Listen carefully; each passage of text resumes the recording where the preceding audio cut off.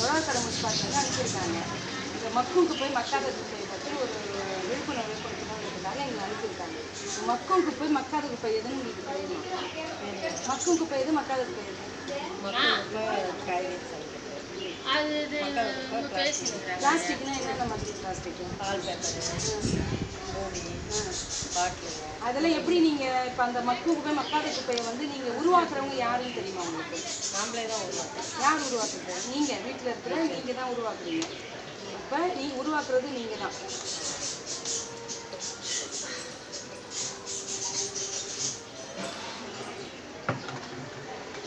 குப்பையை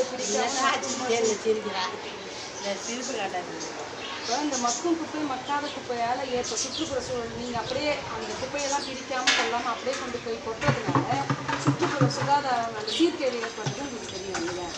அது தெரியும்.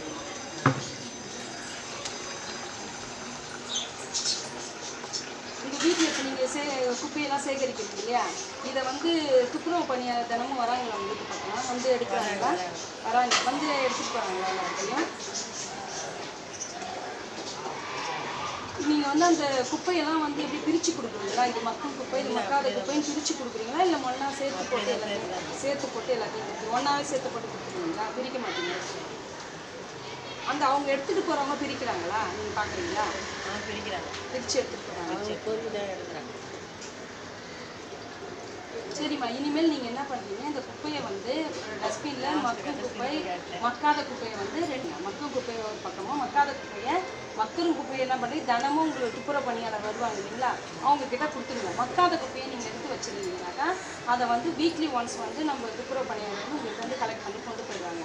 மேக்ஸிமம் இந்த போர்டு அந்த நாப்கின்லாம் நீங்கள் யூஸ் பண்ணுவீங்க. நாப்கின்லாம் என்ன பண்ணுங்கள், நம்ம நியூஸ் பேப்பர் அந்த மாதிரி பேப்பரில் சுற்றி அதில் ஒரு இன்ட்டு போட்டிங்கனாக்கா அது வந்து அவங்க பிரிக்க மாட்டாங்க. பிரிக்காமல் அது வந்து ஒரு கெட்ட ஒரு பொருள்ன்ற மாதிரி அப்படியே அவங்க போட்டுருவாங்க. மேக்ஸிமம் அது மாதிரி யூஸ் பண்ணுவேன். இனிமேல் பிரித்து மக்கும் குப்பை மக்காத பிரித்து வச்சுடுங்க. ஓகேவா? ரொம்ப தேங்க்ஸ், நன்றி.